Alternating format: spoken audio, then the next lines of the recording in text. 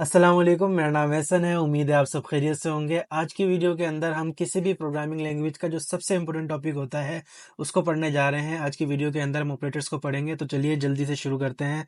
मैंने यहाँ पर अपना पैचम ओपन कर लिया है और सबसे पहले हम देखेंगे अर्थमेटिक ऑपरेटर्स को। तो आपने मैथमेटिक्स पढ़ी होगी, उसके अंदर प्लस माइनस मल्टीप्लिकेशन डिवीजन ये सब चीज़ें पढ़ी होंगी, तो इन्हीं को हम अर्थमेटिक ऑपरेटर्स कहते हैं। तो जल्दी से मैं आपको इनको समझाता हूँ। प्लस के अंदर हम क्या करते हैं, कोई भी दो वैल्यूज़ हैं उनकी एडिशन करते हैं। मल्टीप्लिकेशन के अंदर कोई भी दो वैल्यूज़ को मल्टीप्लाई करना हो तो हम मल्टीप्लिकेशन ऑपरेटर यूज़ करते हैं। इसी तरह से हमारे पास डिवीजन ऑपरेटर है। इसके बाद हमारे पास रिमाइंडर होता है। जब भी हम दो वेरिएबल को डिवाइड करते हैं, डिवाइड करने के बाद एक पार्ट उसका रिमाइंडर रह जाता है, ठीक है, तो उसके लिए हम रिमाइंडर ऑपरेटर यूज़ करते हैं। एक होता है हमारा एक्सपोनेंशियल। आपने मैथमेटिक्स में पढ़ा होगा, किसी भी वैल्यू के ऊपर पावर लगाई जाती है तो उसके लिए एक्सपोनेंशियल ऑपरेटर को यूज़ किया जाता है। इसके बाद एक ऑपरेटर होता है फ्लोर डिवीजन। फ्लोर डिवीजन मतलब कोई भी हमने वैल्यूज़ को डिवाइड किया है, डिवाइड करने के बाद हम चाहते हैं सिर्फ उसका इंटीजर पार्ट बच जाए, तो उसके लिए हम फ्लोर डिवीजन ऑपरेटर को यूज़ करते हैं। तो जल्दी से मैं आपको एग्जांपल शो करता हूँ। फॉर एग्जांपल मेरे पास दो चॉकलेट्स हैं और किसी ने मुझे तीन चॉकलेट्स और दे दी हैं। इसे रन करते हैं। देखिए मेरे पास पांच चॉकलेट्स हो गई हैं। अब मैं चाहता हूँ कि इन पांच में से दो चॉकलेट्स मैं आपको दे दूँ, तो क्या होगा? अगर मैंने दो चॉकलेट्स आपको दे दी तो मेरे पास कितनी बचेंगी? मेरे पास तीन चॉकलेट्स बच जाएंगी।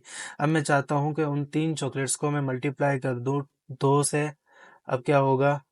अब देखें मेरे पास छः चॉकलेट्स हो जाएंगी। अब मैं छः चॉकलेट्स को चार बंदों में डिवाइड करना चाहता हूँ इक्वल प्रोपोर्शन से। मैं छः को चार से डिवाइड करूँगा और इसे रन करूँगा तो हर एक के पास डेढ़ डेढ़ चॉकलेट जाएगी। 1.5 प्रोपोर्शन जाएगा हर एक के पास। अब मैं चाहता हूँ कि मैं रिमाइंडर ऑपरेटर लगाऊं इसके ऊपर, तो मैं रिमाइंडर ऑपरेटर लगा के देखता हूँ। चार बंदों के पास गई तो इसने मुझे दो बचा के दे दिया। अब छः के ऊपर जब रिमाइंडर लगाया तो क्या हो रहा है, यहाँ पर चार बंदों में एक एक जो चॉकलेट है उसने डिवाइड कर दी है, बाकी पीछे दो बच गई हैं, ठीक है। तो इसके बाद हम देखते हैं एक्सपोनेंशियल पावर वाला ऑपरेटर। फॉर एग्जांपल मेरे पास छः चॉकलेट्स हैं और मैं इसके ऊपर एक्सपोनेंशियल मतलब के पावर लगाता हूँ टू की और फिर रन करता हूँ। ये हमारा 36 हो जाएगा। देखिए इसने 36 कर दिया है। अब मैं देखता हूँ कि अगर मुझे फ्लोर डिवीजन लगानी है, फ्लोर डिवीजन लगानी है तो क्या करेंगे। देखें पहले हमने जैसे कि डिवीजन लगाई थी, 6 को डिवाइड किया था 4 से, तो इसने जवाब दिया था 1.5। अगर मैं इसको फ्लोर डिवीजन लगा दूँ तो नियरेस्ट जो इससे लेस हो या इसके बराबर हो वो इंटीजर ये हमें रिटर्न कर देगा। देखें ये हमें वन रिटर्न कर देगा। अगर हमने जब डिवाइड किया था तो 1.5 आया था। 1.5 के करीब तरीन जो उससे छोटा जो इंटीजर है वो है वन, तो इसने हमें वन रिटर्न कर दिया है। अब हम देखेंगे असाइनमेंट ऑपरेटर्स को। असाइनमेंट ऑपरेटर्स किसी भी वेरिएबल को वैल्यू असाइन करने के लिए यूज़ किए जाते हैं, जैसे कि हमने हमारा इक्वल टू ऑपरेटर भी देखा था। तो जल्दी से मैं यहाँ पर एक वेरिएबल बनाता हूँ काउंट। अब मुझे इसको वैल्यू असाइन करनी है 20, तो वो कैसे करेंगे? उसके लिए मैं इक्वल टू लगाऊंगा और वैल्यू लिख दूंगा। तो यहाँ पर क्या हुआ, 20 जो हमारी वैल्यू है वो असाइन हो गई है काउंट को। तो ये होता है हमारा असाइनमेंट ऑपरेटर। अब मैं इसे प्रिंट करूँ काउंट, तो हमारी जो वैल्यू है वो प्रिंट हो जाएगी। 20 प्रिंट हो गया है, ठीक है। अब मैं क्या चाहता हूँ, मैं चाहता हूँ कि ये जो काउंट वेरिएबल है इसके अंदर जो भी वैल्यू स्टोर है उसके अंदर 2 प्लस हो जाए। तो इसको करने के दो तरीके हैं। पहले एक तरीका मैं आपको शो करता हूँ। काउंट यानी कि वेरिएबल का नाम लिखूंगा, इक्वल टू लगाऊंगा, दोबारा वेरिएबल का नाम लिखूंगा, उसके अंदर जो भी मैंने वैल्यू ऐड करनी है वो लिख दूंगा। फॉर एग्जाम्पल यहाँ पर मैं 2 लिखता हूँ। अब मैं इसे प्रिंट करूंगा तो देखें पहले हमारी जो वैल्यू थी वो 20 थी, अब हो गई है 22। अब इसको करने का एक और तरीक़ाकार भी है। अब मैं इसे यहाँ पर कमेंट कर देता हूँ। अब अपना दूसरा तरीका लिखते हैं। हम अपने वेरिएबल का नाम लिखेंगे, फिर हम लिखेंगे प्लस इक्वल टू, और जो भी वैल्यू हमने ऐड करनी है वो लिख देंगे। रन करेंगे तो देखेंगे इसने एग्जैक्टली सेम वही काम किया है जो हमने इस स्टेटमेंट के थ्रू किया था। तो इसी तरीके से जैसे मैंने प्लस दिखाया आपको, हम माइनस भी कर सकते हैं। यहाँ पर अगर माइनस इक्वल टू कर दूँ तो 20 में से ये हमारा 2 माइनस कर देगा। देखें 18 हो गया है। अगर मैं इसे मल्टीप्लाई कर दूँ तो देखें ये 20 को 40 कर देगा। अगर मैं यहाँ पर डिवीजन ऑपरेटर लगा दूँ, ठीक है, अब ये 20 को 2 से डिवाइड करके उसे 10 कर देगा। तो ये होते हैं हमारे असाइनमेंट ऑपरेटर्स। जैसे कि मैंने आपको plus equal to, minus equal to, multiplication equal to, division equal to दिखाया है, ऐसे और भी जो हमारे ऑपरेटर्स हैं उनके साथ भी हम यूज़ कर सकते हैं। जैसे कि रिमाइंडर ऑपरेटर था, उसके साथ भी यूज़ कर सकते हैं। ज़ीरो रिमाइंडर आया, ठीक है। तो ये हमारे असाइनमेंट ऑपरेटर्स हैं, इसे हम कमेंट कर देते हैं। अब हम देखते हैं कंपैरिजन ऑपरेटर्स को। किसी भी दो वेरिएबल्स को या दो से ज़्यादा वेरिएबल्स को अगर हमने चेक करना हो उनकी वैल्यू आपस के अंदर बराबर हैं या बराबर नहीं हैं या एक दूसरे से बड़ी हैं या छोटी हैं, तो इन सब चीज़ों के लिए हम कंपैरिजन ऑपरेटर्स को यूज़ करते हैं। तो कौन कौन से कंपैरिजन ऑपरेटर्स होते हैं, तो यहाँ पर आप देख सकते हैं। एक तो होता है इक्वल टू, दूसरा होता है not equal to. Equal to मतलब दोनों बराबर हैं, नॉट इक्वल टू मतलब दोनों बराबर नहीं है। फिर होता है ग्रेटर देन, यानी कि एक वैल्यू दूसरे से बड़ी है। फिर होता है लेस देन, इसका मतलब होता है एक वैल्यू दूसरे से छोटी है। फिर होता है greater than equal to. Greater than equal to का मतलब होता है एक वेरिएबल के अंदर जो वैल्यू है वो या तो दूसरे वाले से बड़ी होगी या उससे बराबर होगी। इसी तरीके से होता है less than equal to. Less than equal to का मतलब ये होता है कि जो एक वेरिएबल के अंदर वैल्यू है वो दूसरे वाले से या तो छोटी होगी या उसके बराबर होगी। तो ये हमारे कंपैरिजन ऑपरेटर्स होते हैं। इनकी अब हम एग्जांपल्स देखते हैं। हम दो वेरिएबल बनाते हैं, एज 1 उसे वैल्यू असाइन करेंगे हम 20, दूसरी बनाते हैं एज 2 उसे वैल्यू असाइन करेंगे 30। अब हम देखते हैं सबसे पहले कि ये जो दो वेरिएबल्स हैं इनकी वैल्यूज बराबर हैं कि नहीं है। Equal equal to operator use करेंगे। हम लिखेंगे एज 1 इक्वल इक्वल, फिर लिखेंगे एज 2, इसे रन करेंगे तो इसने हमें फॉल्स रिटर्न कर दिया। ये कह रहा है दोनों वैल्यूज बराबर नहीं है। अब हम चेक करते हैं नॉट इक्वल टू। यहाँ पर हम नॉट इक्वल टू का साइन लगा देते हैं। हम ये कह रहे हैं कि एज 1 एज 2 के इक्वल नहीं है। तो क्या ये स्टेटमेंट ठीक है? ये जो हमने एक स्टेटमेंट लिखी है कि एज 1 एज 2 के इक्वल नहीं है, क्या ये सही है कि नहीं है? इसे रन करेंगे तो ये बता देगा कि ये ट्रू है, दोनों वैल्यूज आपस में बराबर नहीं है। अब हम देखते हैं greater than. Age 1 is greater than age 2। हमने स्टेटमेंट लिखी है कि एज 1 जो है वो एज 2 से बड़ी है। इसे रन करते हैं, देखते हैं कि ये सही है कि नहीं है। अब ये कह रहा है फॉल्स। ये कह रहा है कि एज 1 एज 2 से बड़ी नहीं है। अच्छा, बड़ी नहीं है तो हम चेक करते हैं लेस देन वाला sign. Less than operator check करेंगे, इसे हम रन करते हैं। अब हम पूछ रहे हैं कि एज 1 जो है वो एज 2 से छोटी है। रन करते हैं तो इसने हमें ट्रू रिटर्न कर दिया है कि हाँ, एज 1 जो है एज 2 से छोटी है। एज 1 के अंदर 20 है, एज 2 के अंदर 30 है, तो 20 जो है वो 30 से छोटा है। अब हम क्या करते हैं, यहाँ पर ग्रेटर देन इक्वल टू लगाते हैं। अब हम क्या कह रहे हैं इसके अंदर कि जो एज 1 है वो या तो एज 2 से बड़ा है या फिर उसके बराबर है, या बड़ा है या बराबर है। अगर दोनों में से कोई भी बात सच है तो ट्रू रिटर्न कर दो, अगर नहीं है तो फॉल्स रिटर्न कर दो। अभी हम रन करते हैं तो ये हमें कह रहा है फॉल्स, कि ये सच नहीं है। मतलब ये है कि जो 20 है वो ना तो 30 से बड़ा है ना उसके बराबर है, इसलिए इसने फॉल्स रिटर्न कर दिया। अगर मैं यहाँ पर एज 1 के अंदर 30 लिख देता हूँ, ठीक है। अब जो 30 है वो 30 से बड़ा तो नहीं है लेकिन उसके बराबर है, तो ये हमें ट्रू रिटर्न कर देगा। पहले मैं यहाँ पर सिर्फ ग्रेटर देन शो करता हूँ आपको, अभी सिर्फ वो सिर्फ ग्रेटर देन होता है, तो अभी ये फॉल्स रिटर्न कर देगा क्योंकि 30 से बड़ा तो नहीं है। लेकिन अगर यहाँ पर इक्वल टू भी होता तो ये ट्रू रिटर्न कर देगा क्योंकि 30 जो है वो 30 से बड़ा तो नहीं है लेकिन बराबर है उसके।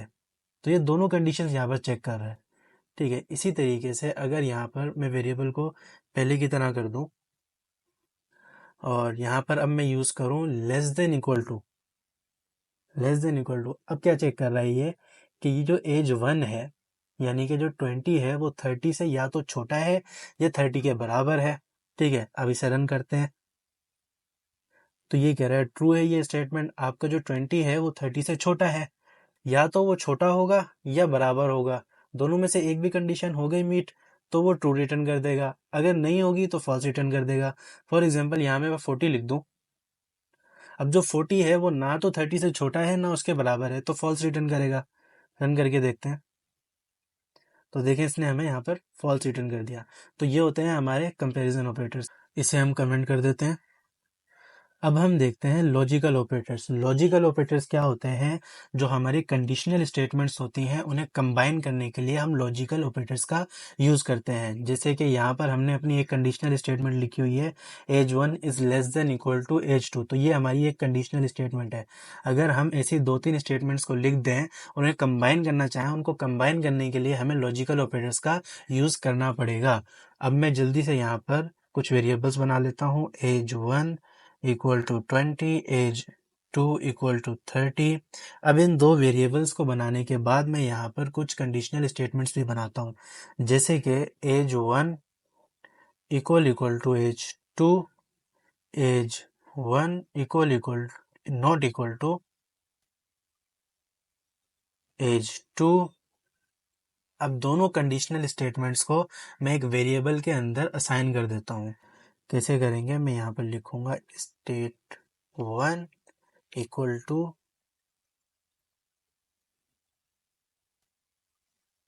State 2 equal to. तो यहाँ पर मैंने दो हमारी कंडीशनल स्टेटमेंट्स बना ली हैं, उन्हें मैंने वेरिएबल्स के अंदर असाइन कर दिया है। अब हम देखेंगे हमारे लॉजिकल ऑपरेटर्स को। तो सबसे पहले देखेंगे एंड। एंड क्या करता है, एंड ऑपरेटर दो कंडीशनल स्टेटमेंट्स को कंबाइन करेगा और सिर्फ उस कंडीशन के अंदर ट्रू रिटर्न करेगा जब दोनों ही ट्रू हों। अगर दोनों में से कोई एक फॉल्स हो गया तो एंड ऑपरेटर हमें फॉल्स रिटर्न कर देगा। फॉर एग्जाम्पल मैं लिखता हूँ स्टेटमेंट 1 एंड स्टेटमेंट 2। अब मैं यहाँ पर क्या कह रहा हूँ, स्टेटमेंट 1 कह रही है कि एज 1 जो है वो एज 2 के बराबर है, जो कि सही नहीं है, तो यहाँ पे फॉल्स आ गया। अब यहाँ पर क्या कह रहा है, एज 1 एज 2 के बराबर नहीं है, तो ये ट्रू है। अब एक साइड पे ट्रू आ गया है और एक साइड पे फॉल्स आ गया है, तो एंड ऑपरेटर हमें फॉल्स रिटर्न कर देगा, क्योंकि एंड ऑपरेटर की कंडीशन ये है कि दोनों साइड ट्रू होंगी तभी वो ट्रू रिटर्न करेगा। इसे मैं रन करके दिखाता हूँ। तो देखें, इसने हमें फॉल्स रिटर्न कर दिया है। ठीक है, अब हम क्या करते हैं, अब मैं यहाँ पर भी इक्वल टू लगा देता हूँ। दूसरी जो स्टेटमेंट है वो भी मैंने इक्वल कर दी है। ठीक है, तो क्या हुआ, यहाँ पर दोनों ही फॉल्स हो गई। इसे रन करेंगे तो देखें अभी भी ये फॉल्स रिटर्न करेगा। अब मैं दोनों स्टेटमेंट को ट्रू कर दूँ, अब ये वाली स्टेटमेंट भी ट्रू रिटर्न करेगी, ये वाली भी ट्रू रिटर्न करेगी। इन दोनों के बीच में जब हम एंड ऑपरेटर लगाएंगे तो ये ट्रू रिटर्न कर देगा हमें। तो देखें अब इसने हमें ट्रू रिटर्न कर दिया है। तो ये होता है हमारा एंड ऑपरेटर। एंड ऑपरेटर के बाद हम देखते हैं हमारा और ऑपरेटर। और ऑपरेटर के अंदर क्या होता है, वो कहता है कि अगर दोनों साइड में से कोई भी एक साइड अगर ट्रू हो गई तो वो ट्रू रिटर्न कर देगा। अगर दोनों में से कोई भी एक ट्रू हो गया तो वो ट्रू रिटर्न कर देगा। अब यहाँ पर हमारे पास दो कंडीशन है, दोनों में से एक जो है वो ट्रू है, दोनों में से एक जो है वो ट्रू है, तो हमारा और ऑपरेटर हमें ट्रू रिटर्न कर देगा। अब मैं यहाँ पर और लिख दूँ। ठीक है, इसे रन करते हैं तो देखें इसने हमें ट्रू रिटर्न कर दिया। यहाँ पर स्टेटमेंट 2 जो है वो ट्रू है, स्टेटमेंट 1 जो है फॉल्स है। ठीक है, तो इसने हमें ट्रू रिटर्न कर दिया। अगर हमें और से फॉल्स रिटर्न करवाना है तो वो कब करेंगे, जब दोनों ही स्टेटमेंट फॉल्स हो। अब मैं दोनों को फॉल्स कर देता हूँ, अब ये हमें फॉल्स रिटर्न करेगा। देखिए इसने हमें फॉल्स रिटर्न कर दिया है। इसी तरीके से अब हमारे पास एक ऑपरेटर होता है नॉट ऑपरेटर। नॉट ऑपरेटर क्या करता है, हमारी जो भी कंडीशन है उसका जो आंसर है उसको चेंज कर देता है। फॉर एग्जांपल हमारी स्टेटमेंट 1 है, उसका आंसर आएगा फॉल्स। ठीक है, क्योंकि इक्वल इक्वल नहीं है। और जो स्टेटमेंट 2 है उसका आंसर आएगा ट्रू। ठीक है, तो अगर हम नॉट ऑपरेटर लगा दें तो वो ट्रू को फॉल्स कर देगा, फॉल्स को ट्रू कर देगा। देखें यहाँ पर मैं लिखूँ नॉट, पहले मैं आपको प्रिंट करके दिखाता हूँ अपनी स्टेटमेंट। ठीक है, अब स्टेटमेंट 1 का आंसर क्या है, स्टेटमेंट 1 का आंसर है फॉल्स। ठीक है, लेकिन इसके साथ अगर मैं नॉट ऑपरेटर लगा दूं, अब इसे रन करूं, ठीक है, तो ये ट्रू कर देगा ऐसे। इसी तरीके से अगर मैं स्टेटमेंट 2 के साथ नॉट ऑपरेटर लगा दूं, स्टेटमेंट 2 तो मेरी ट्रू है ना, लेकिन अगर इसके साथ मैं नॉट ऑपरेटर लगा दूं तो ये इसे फॉल्स कर देगा। तो ये हैं हमारे लॉजिकल ऑपरेटर्स। इनको अब मैं कमेंट कर देता हूँ। अब हम देखते हैं हमारे आइडेंटिटी ऑपरेटर्स। आइडेंटिटी ऑपरेटर्स का काम ये होता है कि अगर दो वेरिएबल्स हैं तो ये चेक करता है दोनों का जो ऑब्जेक्ट है वो सेम है कि नहीं है। ठीक है, दो आइडेंटिटी ऑपरेटर्स होते हैं, इज नॉट। तो सबसे पहले देखेंगे इज। फॉर एग्जांपल मैं एक वेरिएबल बनाता हूँ और उसे वैल्यू असाइन करता हूँ 20। इसी तरीके से मैं एक और वेरिएबल बनाता हूँ और उसे वैल्यू असाइन करता हूँ 30। अब मैं चेक करना चाहता हूँ कि ये जो दोनों वेरिएबल्स हैं ये सेम ऑब्जेक्ट को पॉइंट कर रहे हैं नहीं कर रहे। ठीक है, अब यहाँ पर मैं प्रिंट करूँगा। अब मैं लिखूँगा एज इज एज 2। अब मैं इसे रन करूँगा तो ये फॉल्स रिटर्न कर देगा। ठीक है, अगर ये किसी एक ऑब्जेक्ट को पॉइंट कर रहे होते तो ये ट्रू रिटर्न कर देता। अभी यहाँ पर मैं 20 कर देता हूँ। अभी से मैं रन करता हूँ तो ये हमें यहाँ पर ट्रू रिटर्न कर देगा। लेकिन एक यहाँ पर कंफ्यूजन आ जाती है कि इज ऑपरेटर और equal equal to operator same है। ऐसा नहीं है। जो हमारा इज ऑपरेटर होता है वो ऑब्जेक्ट चेक करता है, वो चेक करता है दोनों वेरिएबल्स का जो ऑब्जेक्ट है वो सेम है कि नहीं है। जो इक्वल इक्वल टू ऑपरेटर होता है वो चेक करता है दोनों की वैल्यू को। अगर दोनों की वैल्यू सेम है तो इक्वल इक्वल हमें ट्रू रिटर्न कर देगा, नहीं तो फॉल्स। जो इज ऑपरेटर है, अगर दोनों का ऑब्जेक्ट सेम है यानी कि मेमोरी में जिस एड्रेस पे वो स्टोर्ड है वो जो एड्रेस है अगर वो सेम है तो वो हमें ट्रू रिटर्न कर देगा, नहीं तो वो फॉल्स रिटर्न कर देगा। मतलब ये है कि अगर एक ही ऑब्जेक्ट है तो ट्रू, नहीं तो फॉल्स। अब यहाँ पर जैसे कि मैं 2020 लिखा हुआ है, ठीक है, फॉर एग्जांपल एक एम्प्टी लिस्ट में यहाँ पर दोनों को असाइन कर देता हूँ। ठीक है, दोनों को मैंने एम्प्टी लिस्ट असाइन की है। अब हम चेक करते हैं, देखने में तो दोनों की वैल्यू सेम है, लेकिन अगर रन करेंगे तो देखें इसने हमें फॉल्स रिटर्न कर दिया है क्योंकि दोनों का ऑब्जेक्ट अलग अलग है। ठीक है, तो इस ऑपरेटर के अंदर हम ऑब्जेक्ट चेक करते हैं। इसी तरीके से हमारे पास होता है इज नॉट, यानी कि वो चेक करता है कि दोनों का जो ऑब्जेक्ट है वो सेम नहीं है।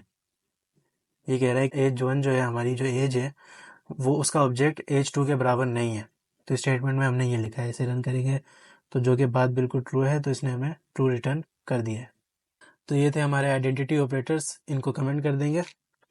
अब हम देखते हैं मेंबरशिप ऑपरेटर्स को। मेंबरशिप ऑपरेटर्स क्या होते हैं कि अगर हमें किसी सीक्वेंस के अंदर चेक करना है कोई एलिमेंट उस सीक्वेंस के अंदर है कि नहीं है, उसके लिए हम मेंबरशिप ऑपरेटर्स को यूज़ करते हैं। दो मेंबरशिप ऑपरेटर्स होते हैं, इन, नॉट इन। इनका मतलब ये होता है कि ये एलिमेंट इस सीक्वेंस के अंदर है।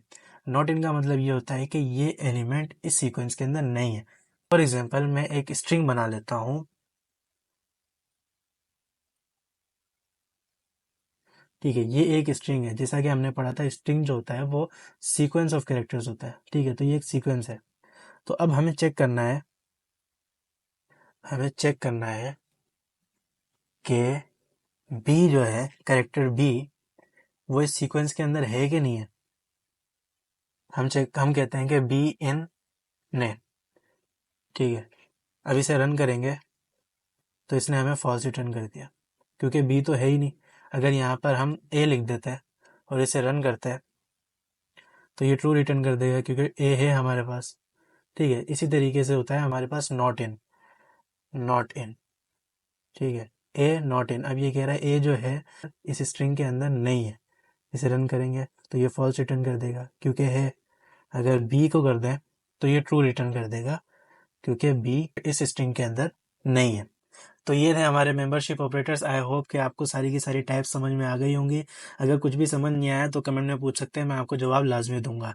अब मेरे पास आपके लिए कुछ एक्सरसाइजेज हैं। पहली तो ये है कि आपने यूज़र से दो इनपुट लेना है, लेंथ और विड्थ, और उसके बाद आपने उसका एरिया फाइंड करना है।